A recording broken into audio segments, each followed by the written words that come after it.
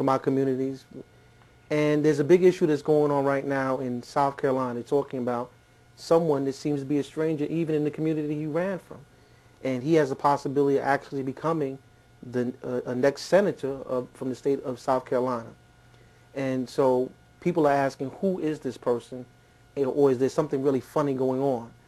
And I want to kind of start with you, Zach, and see what you thought about this whole idea of Mr. Greene winning the primaries down there and all of the forces that are coming out against him, saying that maybe he's not a legitimate candidate or he's a Trojan candidate. Well, thank you, Brother Maurice, and thank you for the work with the show. Being a South Carolinian by birth, it's my home state, so I know South Carolina politics fairly well. And by looking at it, I do find it kind of strange that he kind of came out of nowhere. Nobody knows who he is.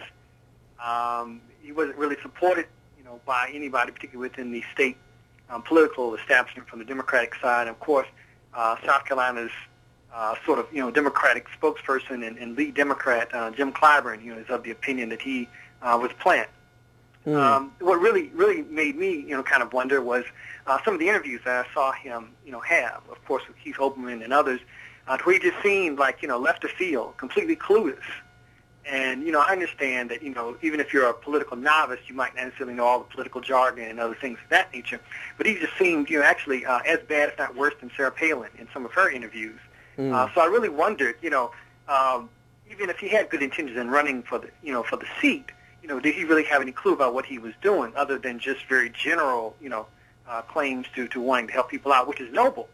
Right. But, in talking about party politics in South Carolina, which is pretty cutthroat in many ways, and particularly going up against Jim DeMint, the man of Waterloo fame, as his characterization of President Obama's presidency went, is not necessarily an easy task, although I also wasn't as familiar with his opponent either.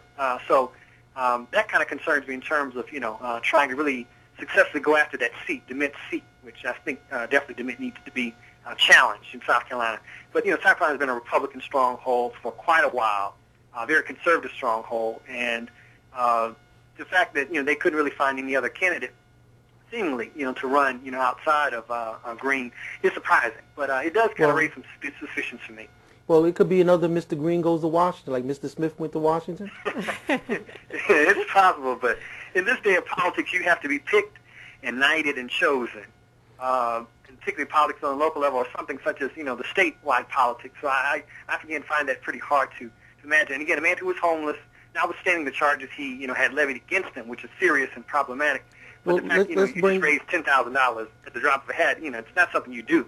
Well, let's bring Lori into the conversation. Lori, what did you think about this whole thing? Yeah, I found it pretty strange, too, and I think that if he is legitimate, that all of the other candidates in the future should be contacting him to find out how you do this without running, without campaigning, without, doing any advertising whatsoever, because it's just really strange that he's had a circumstance that we referred to earlier about being in the forefront because of his problems, his legal problems, and saying that he had no assets, and then all of a sudden coming up with $10,000 given his current situation. So I would be curious as to whether or not the media is going to uncover the full details about this, because I know we don't have investigative reporting the way we used to have it, but this is enough of an issue where you would think the media would look at it as a prime opportunity to say, okay, we found out what's going on behind the scenes. You ever saw that movie with Eddie Murphy where he ran for political office,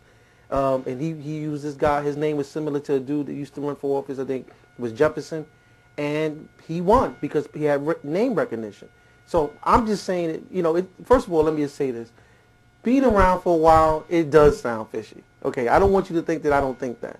But I'm saying to you there's a possibility that maybe this is part of voter revolt and that they just chose this particular candidate. Now, if he's qualified, is he sharp? He is on the level of Sarah Palin. You're right about that if you saw some of the interviews. I mean, some of the basic questions about the issues and the facts he couldn't even address. And then in part of the interview, I think he stopped talking to somebody and took another interview. So there really isn't a lot of information that we know about him. But maybe that's a strategy. Maybe that's a strategy that he has. Because look what happens when we know about people. I would equate it with the basketball analogy of, for instance, Kevin Garnett pulling the chair out from under, his opposing player to try to hopefully get them to travel. I mean, it's not something that you normally, would expect. And again, when you talk about high stakes politics, you can't be a nobody getting into a major race with a lot at stake, particularly as you look at the Senate, seats. I mean, there's a potential that the Democrats in South Carolina see in getting that seat with all the national, issues that have, particularly like healthcare recently, that have been at stake. I'm sure that, they're not going to just let anybody waltz in. And I think your other points about him being a veteran and him having a college degree are stellar qualifications. But it would seem to me that the political establishment would play those up, and would have, garnered him in, and brought him in as a candidate rather than just, be really, stumped and surprised that he's actually running.